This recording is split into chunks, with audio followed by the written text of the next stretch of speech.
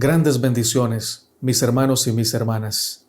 Qué alegría poder saludarlos en el nombre de Jesús para estudiar la lección número 5, que tiene un título preciosísimo: Hijos de la promesa.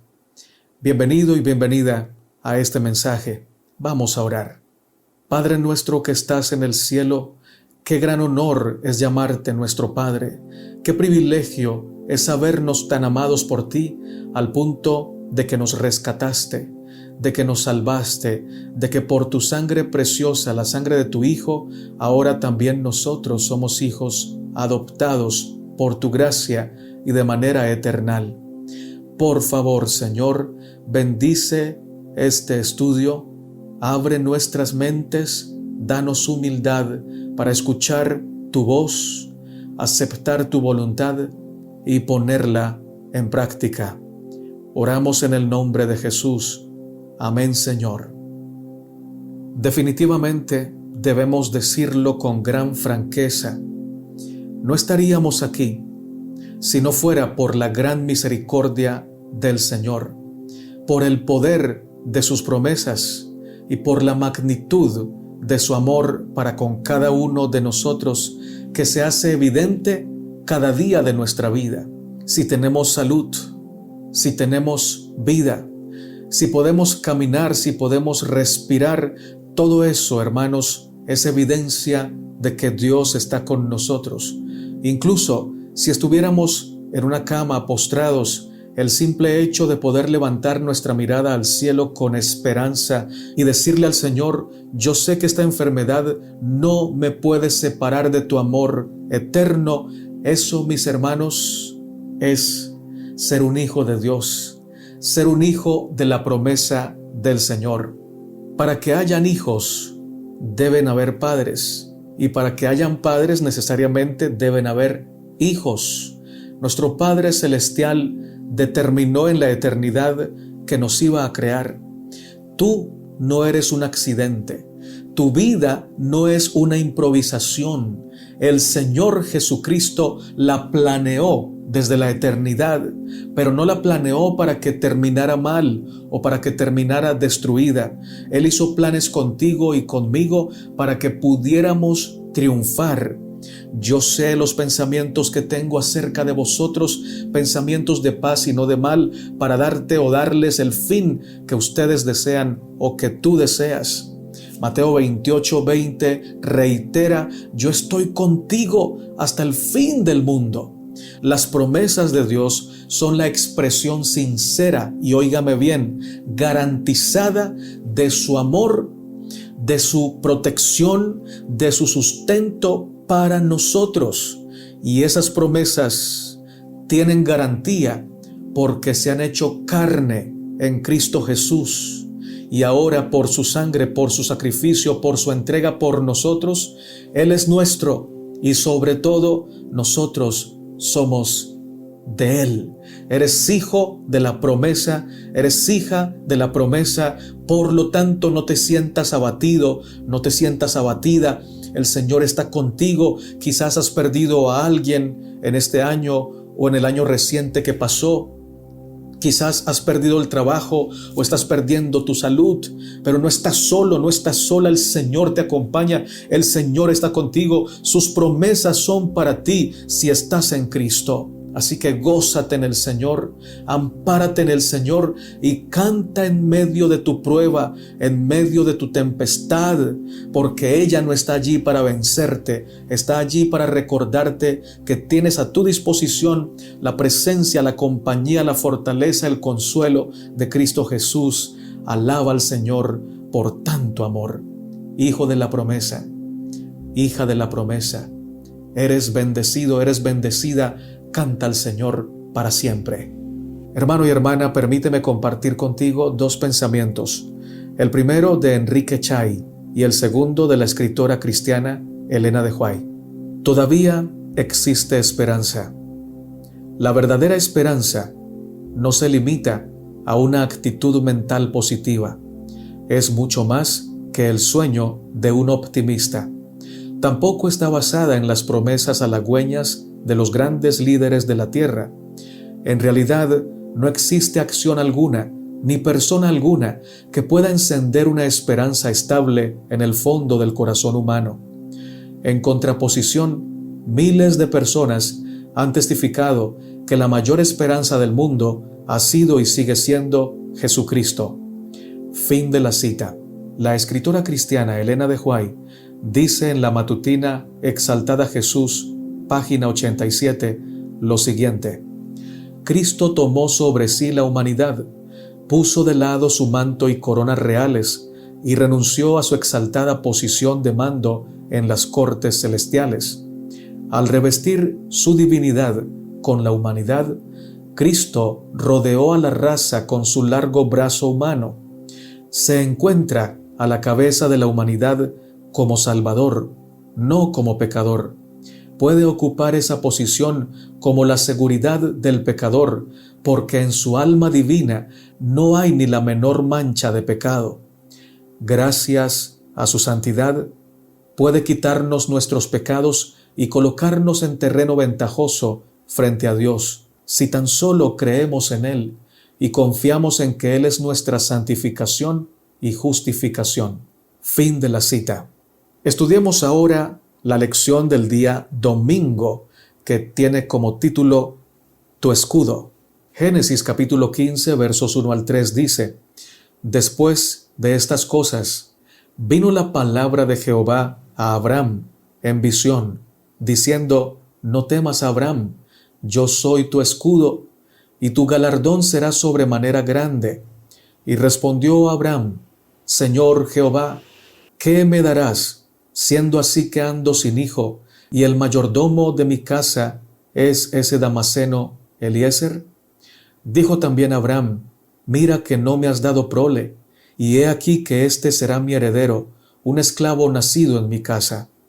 Un escudo es un arma de defensa que sirve para proteger el cuerpo de los golpes del adversario, formada por una plancha de metal o de madera que se sujeta con el brazo.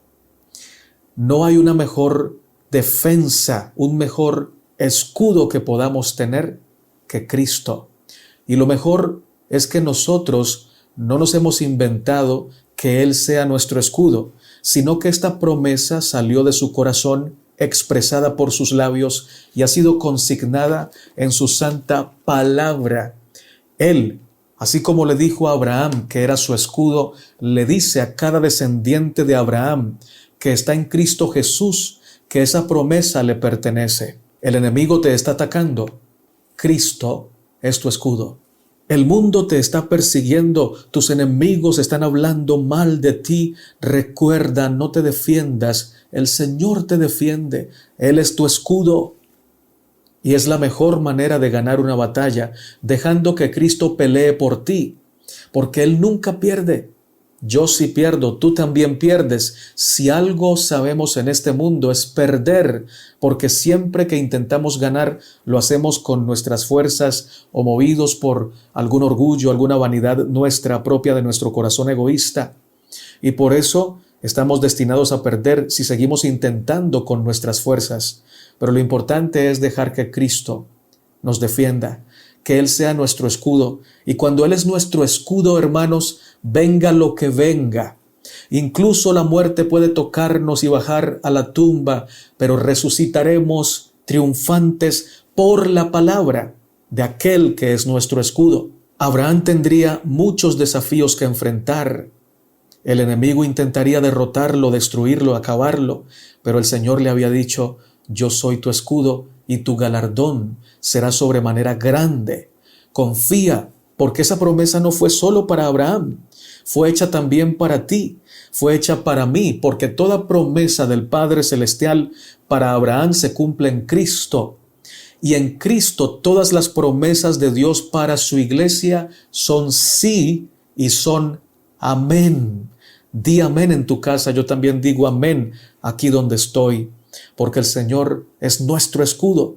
Ahora, hermanos, si el Señor es nuestro escudo, debemos también ser dignos de que Él esté siempre delante de nosotros, rodeándonos con su santidad, con su misericordia, con su gran amor, con su pureza.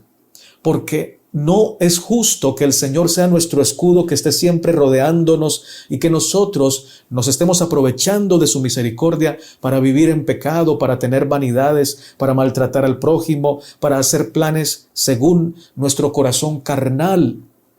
Si Él es nuestro escudo, Él necesita que nosotros nos rindamos ante Él, para que Él sea en nosotros no solo escudo, sino también el Señor de nuestra vida. Cuando Él es el Señor, en mi vida, en mi mente, en mi corazón, ya no se hace mi voluntad, ya no se hace lo que mi carne dice, ya no hago lo que mi familia ha hecho toda la vida con respecto a lo espiritual. Algunos dicen, es que mi papá fue alcohólico, o fue pegador, o bueno, fue una persona que tenía muchos vicios y entonces yo voy siguiendo ese mismo camino porque me toca. No, no, no, no. El Señor vino a romper esas cadenas. Su sangre es eficaz y efectiva, eficiente para libertarnos, para darnos una nueva naturaleza, un nuevo carácter, una nueva esencia, un nuevo nombre y ser nuestro escudo, pero también ser nuestro Señor. Cuando Él es nuestro Señor, Él escribe su ley en nuestra vida y entonces entramos al reino de los cielos aún desde esta tierra, porque ya no vivimos según el reino de las tinieblas, ahora vivimos según la palabra del Señor y eso es vivir bajo el reino de Cristo. El comentario bíblico adventista nos dice, estas tranquilizadoras palabras tenían el propósito de que la mente de Abraham quedara en paz. Los reyes de Mesopotamia podrían volver para vengar su derrota, o los paganos cananeos, ya celosos del poder creciente de Abraham, podrían atacarlo, pero Dios le prometió ser su escudo, el símbolo de protección en las guerras antiguas, y además también su galardón. Ambas cosas había experimentado Abraham durante la expedición militar anterior, pues Dios lo había protegido en la batalla y lo había recompensado con la victoria. Debía creer que Dios continuaría haciendo por él lo que había hecho en el pasado. Fin de la cita. Por eso tú y yo siempre debemos ser hijos de la promesa. Hijos de la promesa significa ser hijos de lo que Dios ha dicho, hijos de su voluntad, hijos del corazón de Dios. Nunca mirar el futuro con terror, con miedo, por más que aparentemente el futuro sea incierto. ¿Y por qué digo aparentemente incierto? Porque es así, es aparentemente incierto, ya que el futuro para un hijo de Dios que está en las manos de Dios, que tiene un Dios que nunca improvisa, que tiene un plan especial para cada uno de sus hijos, está asegurado tanto como el presente y como el pasado. Es decir, si el Señor nos sustentó, nos ayudó, nos fortaleció, proveyó para nosotros en el pasado y lo está haciendo en el presente, también lo va a hacer en el futuro. Créelo porque así es. Te comparto una cita de la hermana Elena de White. Estoy muy agradecida porque en esta oportunidad podemos apartar nuestras mentes de las dificultades que nos rodean y de la opresión que sobrecogerá al pueblo de Dios para contemplar la luz y el poder celestiales.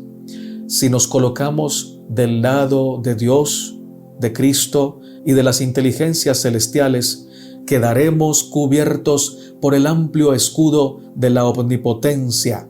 El poderoso Dios de Israel es nuestro ayudador, por lo tanto, no necesitamos temer. Mensajes Selectos, tomo 2, página 428 y 429.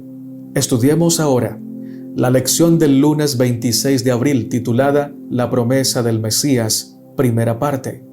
El pacto de Dios con Abraham es el pacto de Dios con la humanidad. En ti serán benditas todas las naciones de la tierra. Dios estaba anunciando al patriarca que de su seno saldría la libertad definitiva para la raza humana. El Señor estaba planeando con Abraham y su descendencia una encarnación maravillosa de su ley, de su voluntad, de su amor. El mismo Dios se volvería hombre para venir al campamento del enemigo. Aquí justo donde el enemigo había plantado su reino de oscuridad, el gran Señor del universo vendría a plantar la bandera ensangrentada de la paz, de la reconciliación, de la salvación, de la libertad en Cristo Jesús. Alabado sea su nombre. Gracias, Señor, por esa libertad. Y hemos de notar que el Señor dejó muy claro que la promesa hecha a Abraham no solamente era para él y para sus descendientes, sino, hermanos, llegaría y abarcaría toda la tierra, todas las familias de la tierra. Así de grande es el Señor, así de grande es su amor. Él quiere que todos entren a esa bendición. Obviamente no nos va a obligar, pero hace hasta lo imposible para que nosotros nos dejemos atraer por ese amor, por esa salvación. Dos cosas nos hacen aptos para aceptar el pacto o la promesa de Dios a Abraham. La primera, que Dios lo ha ofrecido a toda la humanidad sin ninguna excepción. Y la segunda, que todos lo necesitamos. Todos somos pecadores, todos hemos pecado y estamos destituidos de la gloria de Dios hasta que aceptamos a Cristo, y en Cristo somos justificados gratuitamente, es decir, somos reconciliados con el Padre Celestial para ahora estar con Él para nosotros como nuestro Padre y nosotros para Él como sus hijos por la sangre del pacto eterno. No tenemos que pagar grandes sumas de dinero, no tenemos que hacer grandes sacrificios para que el Señor nos acepte. Él ya hizo lo que tenía que hacer para que nosotros pudiéramos ser aceptados y llamados en su amor a su salvación. En otras palabras, el precio que había que pagar lo pagó Él, la sangre que había que derramar la derramó Él, la vida que había que entregar la entregó Él. ¿Para qué? Para que tú no tengas excusa, para que yo no tenga excusa, para que todos podamos venir a Él y en Él ser salvos y en Él tener vida abundante y en Él encontrar sentido, propósito a nuestra existencia. Mi hermano, mi hermana, di amén, yo digo amén también. Gracias a Dios, gracias por tanto amor. Esta promesa, la promesa de la liberación del pecado, es la promesa central de las Escrituras. Y en ella se cumplen todas las demás promesas bíblicas. Por tanto, esperamos una tierra nueva porque Jesús recuperó la potestad de la tierra en la cruz. Esperamos una vida eterna porque Jesús venció a la muerte en la cruz. Cristo, y solo Él, tiene el poder para hacer benditas a todas las naciones de la tierra. Te comparto lo que dice la hermana Elena de White. No retuvo su religión, hablando de Abraham, como un tesoro precioso que debía guardarse celosamente y pertenecer exclusivamente a su poseedor. La verdadera religión no puede considerarse así, pues un espíritu tal sería contrario a los principios del Evangelio. Mientras Cristo mora en el corazón, será imposible esconder la luz de su presencia u oscurecerla. Por el contrario, brillará cada vez más a medida que día tras día las tinieblas del egoísmo y del pecado que envuelven el alma sean disipadas por los brillantes rayos del sol de justicia. La maravillosa gracia de Dios, página 56. Martes 27 de abril. La promesa del Mesías, segunda parte. Agustín, un escritor cristiano del pasado, redactó en un documento la situación que estaba viviendo la sociedad de su tiempo, pero pareciera una radiografía, una fotografía de lo que nosotros estamos viviendo hoy. Quizá lo más difícil de vivir en este mundo es tener que contemplar casi que a cada momento, diariamente, que el que tiene la fuerza se pone por encima del que no tiene fuerza, que lo aplasta. Contemplar la injusticia, contemplar la violencia, contemplar la violación de un bebé, de un niño, de una menor por parte de un adulto. Todo eso abruma nuestro corazón. Y si nosotros quedamos con nuestra vista fija en eso y no quitamos el foco o nuestra atención de aquello que es tan negativo, terminamos perdiendo no solo la esperanza, sino también la fe. Y con ello también perdemos el amor, perdemos la confianza en el Señor. Por eso el Señor nos invita a todos nosotros a poner nuestro enfoque en su gloria, nuestro enfoque en su amor, nuestra atención en su sabiduría. Todo aquello que el Señor está permitiendo no es en vano. A Él le duele más que a nosotros. Él ha sufrido más que nosotros. Pero sabe que es necesario que el universo sepa las consecuencias de vivir en desobediencia. Esas consecuencias que el hombre ha sembrado y que ha recogido no están allí porque Dios sea malo. No es que Dios le mande rayos a cada pecador. No. Es que cada pecador debe ser responsable y recoger lo que ha sembrado. Pero el universo está atento. Y los ángeles y todos los seres no caídos saben ya que no es correcto, que no es conveniente vivir contrario al plan del Señor.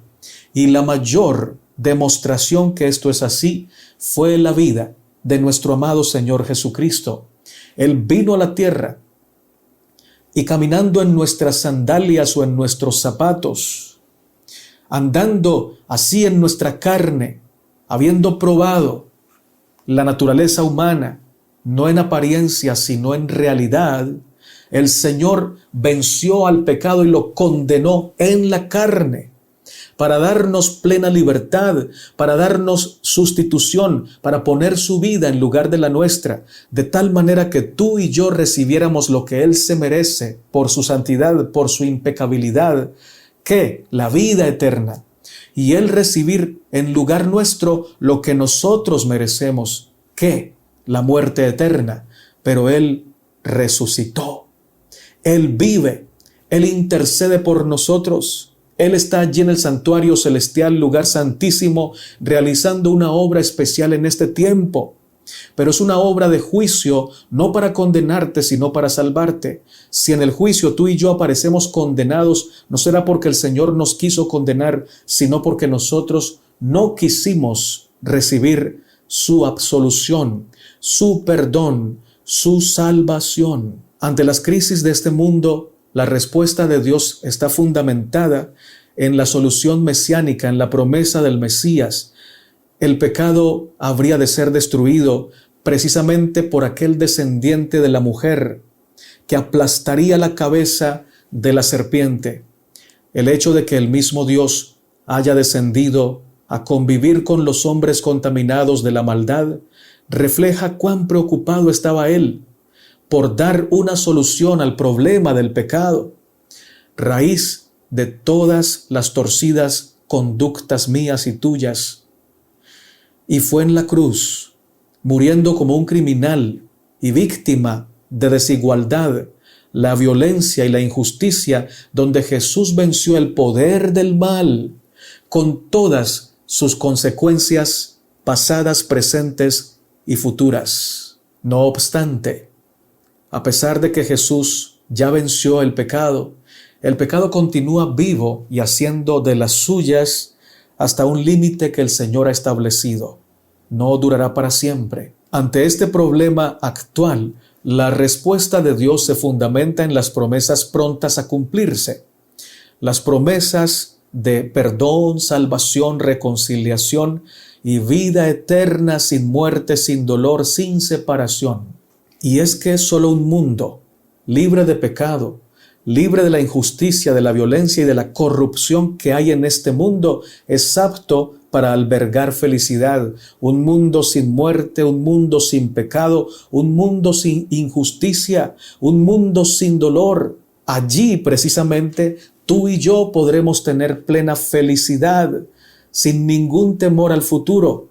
pero eso es solamente posible y ha sido hecho posible por el pago que hizo Cristo Jesús, por la promesa del Mesías cumplida en el Señor cuando anduvo en esta tierra, haciendo bienes, predicando el bien y entregando su vida para salvar a los pecadores. Y qué lindo es saber que esas promesas se han cumplido y las que faltan por cumplirse pronto se cumplirán por la gracia del Señor. Esto dice la escritora cristiana Elena de White en el siguiente aparte: represéntese vuestra imaginación la morada de los salvos y recordad que será más gloriosa que cuanto pueda figurarse la más brillante imaginación. En los variados dones de Dios en la naturaleza, no vemos sino el reflejo más pálido de su gloria. El lenguaje humano no alcanza a describir la recompensa de los justos. Solo la conocerán quienes la contemplen.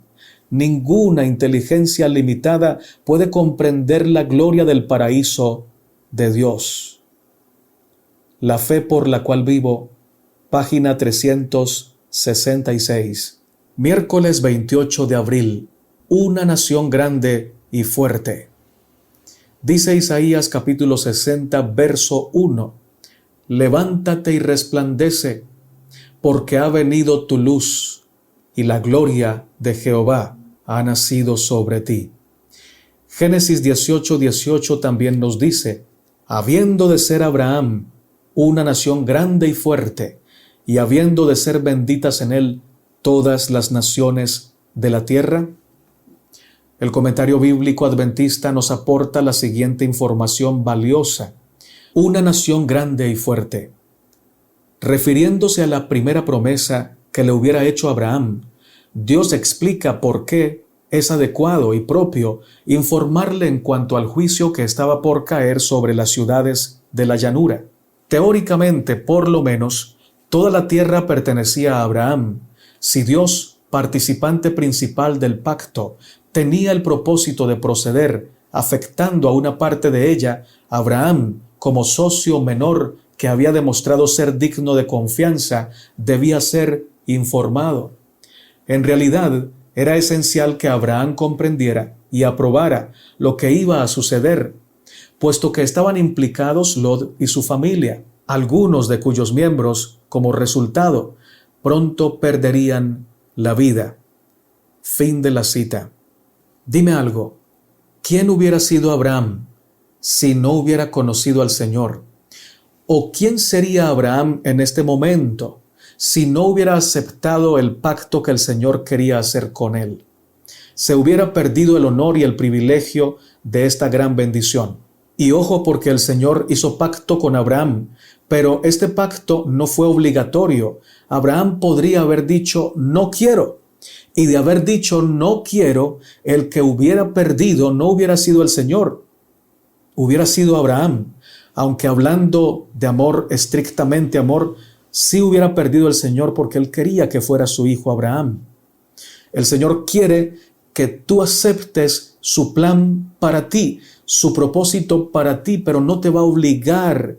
A mí tampoco me va a obligar. El Señor nos pide que voluntariamente, inteligentemente, viendo las evidencias de que es mejor vivir con Él, decidamos entregarnos en sus manos. ¿Y qué pasa cuando un cristiano se aleja de las manos de Dios? Queda en las manos del mundo, queda en las manos de la carne y queda en las manos del diablo. Y allí en esas manos perversas e inmundas se pierde su vida, pierde el propósito de su existencia. Pero ¿qué pasa con el cristiano que se entrega en las manos del Señor? Lo que le pasó a Abraham: fue multiplicado, fue muy favorecido, fue muy privilegiado. De su seno, de su carne, de sus lomos, de su genealogía salieron reyes, profetas, hombres y mujeres de Dios, y sobre todo nació el Mesías, el Cristo. Qué privilegio para Abraham ser llamado Padre de la Fe. En realidad ese título se lo merece el Señor, pero a Dios le agrada compartir su gloria con nosotros cuando nos hemos entregado en sus manos. Y es que, mis hermanos, en cierto sentido, cuando le entregamos nuestra vida al Señor, Él hace que nosotros participemos de su luz, de su gloria, de su poder, de su sabiduría. Él dice, y se goza en decirlo, que ahora somos llamados de su nombre, y a todos los llamados de su nombre para gloria de Él los ha formado y los ha hecho. Alabado sea su nombre.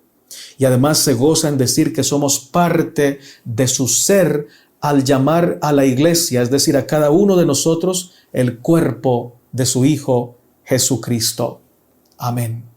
Así que Abraham le entregó su vida, sus sueños, sus planes, su energía, su salud al Señor y se convirtió en una nación grande y fuerte, porque todo lo que tú pones en las manos del Señor se multiplica. Así que no pienses, voy a colocar mi negocio en las manos del Señor para que se multiplique. Podrías pensarlo, pero no es tan importante como lo que te voy a decir. O podrías pensar, voy a colocar en las manos del Señor mi intelecto para que se multiplique. También lo puede hacer el Señor, pero no es tan prioritario como ponerte a ti mismo, poner todo lo que eres, todo lo que has de ser en las manos de Dios para que el Señor con su bendición te multiplique o se multiplique Él en ti. Y cuando eso pasa, Él nos da con su multiplicación y con su bendición la humildad, el equilibrio, la sanidad mental para que podamos soportar tanta bendición sin exaltarnos y sin creernos más que los demás. Definitivamente Abraham se hizo una nación grande y fuerte, pero no por él, sino por Dios. No porque su raza sea especial y superior, no, sino porque de él, de su descendencia o en su descendencia, nació Cristo. Y todo lugar donde está Cristo, ese lugar se convierte en bendición. Todo lo que el Señor toca lo convierte en bendición. ¿Por qué entonces tú y yo no le damos nuestra vida para que Él sea multiplicado en nosotros, en cada uno de nosotros? Y entonces cada persona que lo conoce sea una influencia para bien de otros porque en Él habita Cristo Jesús. Démosle nuestra vida. Esa es una gran decisión de la que nunca nos vamos a arrepentir. Alabado sea el Señor. Te comparto lo que dice la hermana de Huay. De la descendencia de Abraham, dice la Escritura, conforme a la fe murieron todos estos sin haber recibido las promesas, sino mirándolas de lejos y creyéndolas y saludándolas y confesando que eran peregrinos y advenedizos sobre la tierra. Tenemos que vivir aquí como peregrinos y advenedizos si deseamos la patria mejor, es a saber, la celestial. Los que son hijos de Abraham desearán la ciudad que él buscaba, el artífice y hacedor de la cual es Dios. Patriarcas y Profetas, página 167. Lección para el día jueves 29 de abril. Engrandeceré tu nombre. Y haré de ti una nación grande, y te bendeciré, y engrandeceré tu nombre, y serás bendición. Génesis 12:2. Romanos 4:1 al 3 nos dice: ¿Qué pues diremos que halló Abraham, nuestro padre según la carne? Porque si Abraham fue justificado por las obras, tiene de qué gloriarse, pero no para con Dios. Porque, ¿qué dice la Escritura? Creyó Abraham a Dios y le fue contado por justicia. Pablo nos explica en este texto de Romanos que aún la justificación que recibió Abraham fue medida igual que cualquier otra persona. Todo lo que Abraham recibió de parte de Dios, lo recibió de pura gracia. No hay nada que Abraham pueda decir, esto lo tengo porque yo me lo gané. No, el Señor fue su escudo y Él fue su galardón. Dios, por su gran amor, decidió bendecir a Abraham, decidió hacerlo merecedor del título Padre de la Fe, merecedor de ser un ascendiente de Cristo, es decir, Cristo era descendiente o es descendiente de Abraham según la carne. Un gran privilegio. Díganme si esto no engrandece el nombre de Abraham. Claro que sí. Y de esta manera se cumple la promesa que Dios le hizo: te bendeciré, haré de ti una nación grande y engrandeceré tu nombre. Hoy día, en casi todo el mundo, se reconoce este nombre. Y cuando la gente habla de Abraham, necesariamente tiene que hablar de Dios, porque fue Dios el que le permitió toda esta gracia a Abraham. Por lo tanto, el protagonista de esta historia que estamos estudiando esta semana no es Abraham. El protagonista de esta historia, como siempre, es el Creador, el Padre. Y Abraham lo sabía. Y Abraham, por doquiera iba, dejaba un altar. Y así le decía al mundo entero que él ponía a Dios, a su pacto, a su promesa, en primer lugar. Y Dios honró a su Hijo por su propia gracia, por su pura gracia, no por los méritos de Abraham, y sin embargo lo hizo merecedor de engrandecer el nombre de Abraham. ¿Por qué lo hizo? Por amor. ¿Por qué lo hizo? Por pura gracia. Abraham no se ganó nada, sin embargo, por ese amor, por esa gracia, Abraham vivía en obediencia a Dios, dándole a Dios el primer lugar. Qué bonito es eso, y ojalá que también nosotros podamos hacerlo. No para decirle: Señor, yo voy a hacer lo que hizo Abraham para que también me hagas famoso y te multipliques en mí y multipliques en mí tus bendiciones. Quiero ser tan rico como era Abraham. No, el Señor espera que nosotros seamos ricos como Cristo, que era el rico de los ricos del universo y sin embargo en la tierra no hizo alarde de nada de eso. Quiso nacer como el más humilde, vivió como el más humilde y siempre fue el más rico de la tierra. Porque la mayor riqueza es ser de Dios, pertenecer a Dios, amar a Dios, obedecer a Dios, porque Él nos amó primero. El comentario bíblico adventista nos dice: el hecho de que la fe de Abraham le fuera contada como justicia no significa que su fe poseyera en sí misma algún mérito que pudiera ganar la justificación. Fue la fe de Abraham en Dios lo que se le contó como justicia. Esta fe es una relación, un modo de ver, una disposición del hombre hacia Dios.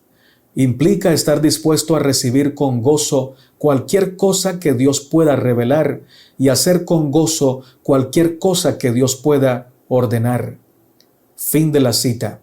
Todas las bendiciones que recibió Abraham se cumplen en Cristo, y si Cristo vive en ti y en mí, se cumplen también en nosotros. El nombre de Dios está siendo engrandecido en nuestra vida. Qué bueno que no seamos conocidos nosotros, sino que sea conocido Cristo, pero a través de nosotros también. Porque algunos decimos: no, a mí no me mire, mire a Cristo, porque yo no soy su ejemplo, sino Cristo. Pero el apóstol Pablo, inspirado por el Espíritu Santo, le dijo al mundo entero a través de su epístola: sed imitadores de mí como yo de Cristo. En otras palabras, si me van a imitar, imítenme en lo que yo imito a Cristo. Y cuando Cristo viene a vivir en mi vida, Él viene con todo lo que Él es, con su humildad, con su mansedumbre, con su sencillez, con su sabiduría, con su paciencia, con su excelente y exquisito trato para el prójimo. Y así la gente ve que Dios es real, que Dios es amor, porque lo ven en personas que definitivamente no podrían transmitir esa verdad y esa luz si Dios no viviera en ellos. Entonces, así como Abraham se convirtió en un gran argumento a favor de la existencia de un Dios bueno, tú y yo nos vamos a convertir en poderosos argumentos irrefutables de que Dios es bueno, de que Dios existe y de que Dios transforma. Amén. Te comparto un pensamiento de la hermana Elena de White. Existen actualmente en el mundo muchas personas heridas, muchos corazones tristes que necesitan alivio. El Señor tiene medios para iluminar la vida de estos desconsolados. Cada uno de nosotros puede poner a trabajar sus talentos al disipar las nubes, al permitir que penetre la luz del sol de la esperanza y la fe en el que de tal manera amó al mundo que ha dado a su Hijo unigénito para que todo aquel que en él cree no se pierda, mas tenga vida eterna. Juan 3:16.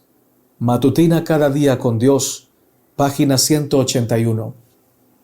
Lección para el día viernes 30 de abril, para estudiar y meditar. En la lección de esta semana hemos estudiado grandes enseñanzas.